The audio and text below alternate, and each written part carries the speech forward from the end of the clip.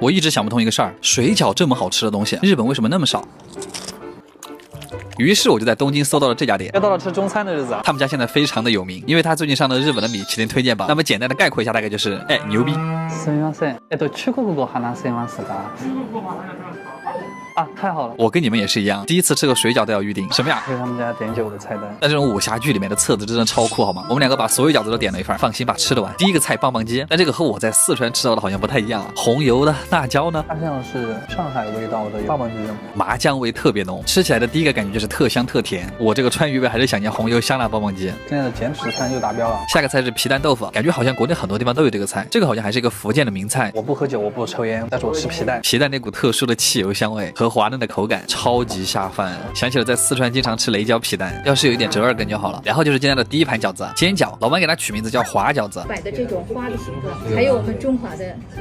它这个底盘煎的真的很漂亮，完美光滑的一个曲面。先来一个原味的，什么都不蘸，它这个一口下去里面是会真实爆油的，饺子的底部煎的脆脆的，其实就很像国内吃的锅贴。我一下不知道应该怎么形容饺子的好吃，但是就是一口回到家乡的感觉，里面有香菇、葱、木耳和猪肉，就像是3鲜馅的锅贴。接下来是一盘四川风的辣油饺子，每个饺子的上面都调好了熟油海椒和香菜，这个看着就很香。饺子一进嘴，最先感受到的就是辣子的香气。他们家的饺子皮真的很薄，里面就是最纯正的肉馅儿。为了突出辣油的香气，它那个辣油是泛甜的，太配饺子了。一口一个水饺太好炫了，突然好想吃中水饺。接下来是这个，我真的头一次见豆腐水饺。朋友说他在东北经常吃这个，所以为什么南方不吃豆腐水饺？里面还是那种水豆腐，调味是微微带一点海鲜味，那辣油特别冲，后面有天灵盖，有点鲜虾鱼板面的味道。里面的豆腐甚至还能感到一点弹性，对，就是那个淡淡的海鲜味，再蘸一点熟油，真爽。第4盘是鲜菇虾仁，因为它皮很薄，你都能看到里面虾仁的形状，还是蛮大一个的。老规矩哈，第一口不蘸料，虾仁很新鲜，吃起来脆弹脆弹的，加上香菇的鲜味和这个又软又韧的口感，蘸个辣油香味加倍。我又想夸他们家这个辣油了，我感觉蘸那个都很好吃，就是那个。接着是一笼热腾腾的蒸饺，虽然它长得有点像馄饨，虽然它进嘴那个滚烫的油着实有点冒犯了。别人生菜包肉，我连白包饺子，最后再来个肉粽，里面包的是鸡肉，咸口的啊，这个和四川的是一个味儿。它这还加了一点茄子。其实我今天莫名的有些感动，就是这种从小吃到大的东西，老板能把它从一个小店做到米其林推荐，而且走进他家还有一种特别温馨的深夜食堂感，就是感觉特别温暖。好啦，阿基推荐指数9.5分，卡玩意儿。哇，你们看今天这份薄切牛排，真的是完美实现了我对牛排的幻想。Hello， 大家好，我是阿基，我们是不是很久都没有吃西餐了呀？然后我就去搜到了这家店，它是4大顶级牛排馆之一的美式老牌店，全世界总共好像11家，其中有3家就在日本，它也算是有80多年历史的老店了。那到了就是这个地方。予約したの6です。6，他们家这种老美国的装修风格真的很强烈，然后菜单非常迷惑，有很多这种什么什么 cut， 它其实就是薄切跟厚切的意思。选好牛排之后就可以去吃它自助餐的部分，这个部分超级的快乐，因为这个算是开胃小菜嘛，所以我们就拿一点这个还有这个，但是这个就是自助餐的错误吃法，大家以我为戒，不要向我学习。看到这盘了吗？这才是正确吃法，绝对不亏。他家的肉丸子跟盐酥鸡腿是真的很好吃，给一波8分。还有芝士番茄跟三文鱼，我们这种杂食动物就是快乐，但是三文鱼还是算了吧，它就像鱼界里面的猪油，但真的好久没有像这般敞开过吃了，忍不住就想对比一下。吃了这种欧洲人餐厅，你就会觉得日本餐厅是多么的小气。趁着牛排还没有来，我又订上了一排精致的小蛋糕，它这个地方有慕斯、泡芙、马卡龙。那边子就是吃起头，好快咯。但这个时候真的不要吃太多了，因为牛排马上要来了。他家上牛排的时候有个特点，就是桌前现切，大厨会拖的这种经典不锈钢餐车登场，有一种要大干一场的架势，但是下手却很轻手起刀落一份薄切牛排就上桌了。他们家牛排没有那种很花哨的摆盘，卖相属于朴实的那一挂，但它的配菜是真的实诚，钱包看到了都感到欣慰。5分熟的软硬是刚刚好的，温温热热，不仅嫩滑还挺多汁的。他用的虽然不是那种入口即化的和牛，但是每排的这种口感真的是相当的劲道，不愧是主打菜。牛排的3种配菜是可以选的，我强烈建议要选土豆泥，软糯又香甜，而且它有一种很浓的奶香味。你可以切一块牛排，然后放一坨土豆泥上去，那种细腻的奶香和嫩滑的牛肉在你嘴巴里面交织，4大顶级还是有道理的。这个真的是我吃过土豆泥里面最细腻的。这个菠菜碎也是这种奶奶的味道，但它搭配牛排吃起来会比较清爽。这家店的用餐时间只有100分钟，我们就一边拍摄一边吃，吃的现在就跟在赛跑一样。所以大家来的时候就得安排好时间。我真的好后悔刚才吃太多了，我们2个人吃到扶墙而出，而且他们家价格居然这么便宜，我们2个人才吃了1000块钱。总的来说性价比很高，超适合跟你的大胃王过来聚餐。阿基推荐指数8分，卡玩意儿。吃肉的时候为什么会很快乐？有人说好像是因为它能让我们大脑里的多巴胺和血清素快速的积聚，所以我们又找到了一个吃肉的新借口。在日本呢，吃肉有2个好地方，除了那种贵的要死的烤肉店以外，第2个就是居酒屋了。又到了吃居酒屋的日子啊！先是去吃一家牛舌专门店，牛舌哎，这家店现在被日杂评为东京居酒屋 Top 10的第7名，店面越小味道越正，不知道在日本适不适用，而且只有晚上开门。你知道这家店有多挤吗？我们坐下来基本上就是人挨着人，菜单上面基本上就是各种牛舌的吃法，烤的、炖的、刺身的。在精准的选择过后，我们全部要了一份，肯定吃得完哈。第一盘就是他们家的名物烂煮牛舌，它其实端上来的时候我还觉得它外貌普通，但是它的第一口真的很惊艳，哇，超好吃！它这个牛舌切得很厚，但是超乎想象的软烂，用筷子都可以把它切开的那种。就是如果你牙不好，也不一定要吃地中海料理，这家店也可以满足你。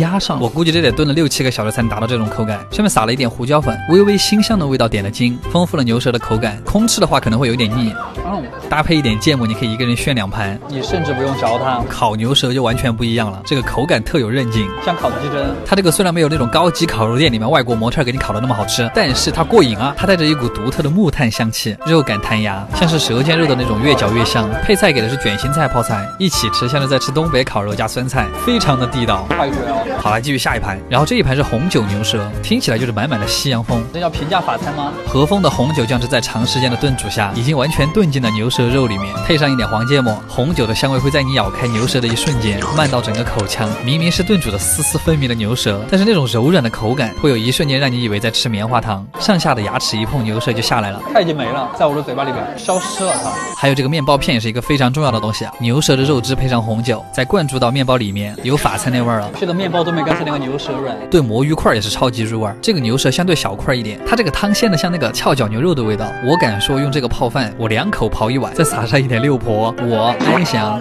而且我特别喜欢汤底有魔芋，就像奶茶里面要有一点珍珠和椰果一样。它这个清煮的牛舌汤，莫名有种关东煮的感觉，里面有薄切的牛舌，还有豆腐和萝卜片，汤喝起来很清甜。哇，它就是日本家庭料理的味道，软嫩鲜甜的豆腐就很棒。最后的主食是烤饭团，就说古时候武士们上战场的时候，他们就会在兜里揣这个东西啊，但它其实并没有那么好吃，看上去像是外脆里嫩，但实际上是外焦里深。但这家店有一说一，我很喜欢，一家从昭和年间就一直专心做牛舌的小店，虽然店里有些挤，但是这种和谐的氛围就非常的适合下班之后和同事过来炫2盘。阿基也真的很热情，喜欢这种传统居酒屋的氛围。阿基推荐指数8分，看红样。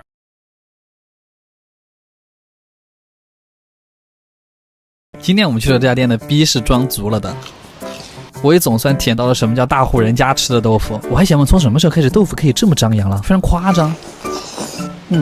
而且这家店很贵，但是又巨多人去甚至周董都来打卡过这家店，所以今天必须拉上姐妹过来看一下。我发现从这儿进去开始到整个院子都是这家店，牛逼啊！接着就是穿和服的姐姐会把你领到包间去，然后路上跟我讲了些我听不太懂的什么园林设计，走了半天才到我们的包间，然后就开始介绍今天的菜品。放眼望去，基本上就是各种菜配豆腐。第一个前菜就很精致，小姐姐也会跟你讲为什么会这么搭配。比方说这个杯子里面装的就是豆腐跟海胆，说是海胆可以衬托出豆腐的香醇不过确定没有说反吗？这个吃起来一点都不像豆腐，它像蛋花，不过还挺好吃，主要还是海胆好吃。旁边是一坨红薯加一根炸虾，这个碗里面装的是葱、番茄和一片烤鱼，就越吃越饿。这个荷叶卷的东西更可爱，打开之后里面是一个三文鱼寿司，还有一点叶子的香味，就特别的清新爽口。接下来上了一笼烤豆腐，这个的吃法也很简单，就是直接卷着葱吃就可以了。最开始是咸甜口味的酱汁，然后就是烤豆腐独特的那个油香，而且它里面还有一层薄薄的嫩的豆腐，所以吃起来很有层次感。吃了油的东西之后再来一份生鱼片，考虑非常周到。这个白色的是血子，是一种鳗鱼的近亲，比鳗鱼的肉更嫩，不过味道会淡一点，所以更适合蘸酱油吃。说回刚才的生鱼片酱油里面那个是紫苏叶的花朵，没什么味儿，就是好看。这个好像是某种鲷鱼，蘸一点酱油特别爽口。接下来是一盘茄子，上面是萝卜泥和小虾，然后上面那个虾是甘甜的味道。茄子吸满了下面的汤汁，然后又是一个豆腐名物，这道菜叫豆水豆腐，然后这个豆腐巨扎实，厚实的不行。旁边那个小绿芽是纯菜，就整个这道菜吃完你会觉得很清凉。我其实还挺喜欢这个。接着终于上了一份荤菜，炭烤和牛，还不是煎的，一端上来那个烧烤味巨浓，特别香，淋上一点烤肉汁更好吃，表皮酥脆，但里面还是嫩的。然后又是一份主食，叫银鱼饭，就是镰仓那边的一种小鱼，煮熟之后就是白色，吃起来其实是一种草的味道，米里面是有油的。然后最后的主菜是一锅很浮夸的豆腐，那个白色的汤其实有一点像豆浆，但是比豆浆更稠，味道更浓。然后豆腐的口感特别好，先是 Q 弹，然后会一下化开，那个豆子的醇香特别美妙。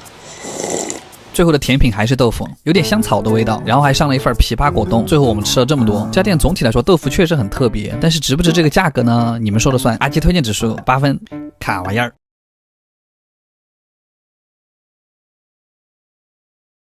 我真的觉得鳗鱼要吃这种活杀现烤的才好吃，而且鳗鱼身上居然有这么多部位都是可以吃的。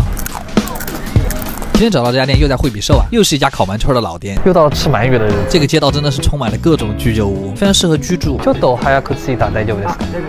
はい、ありがとうございます。菜单就是这个样子，其实上面写的大部分部位我都没看懂，墙上虽然挂了些本日推荐，但我们还是直接交给师傅吧。小菜就是一点怀蓉加菜叶子，都是蔬菜，不到150。第二个前菜是一碗垂蓉汤，服务员说这个挤一点柠檬会更好吃。因为它是用烤鳗煮的汤，所以汤里面还有一点炭火的味道，特别香。下一个菜是发箍，那并不是，它是用鳗鱼的一整根骨头炸的天妇罗。你们听这个声音，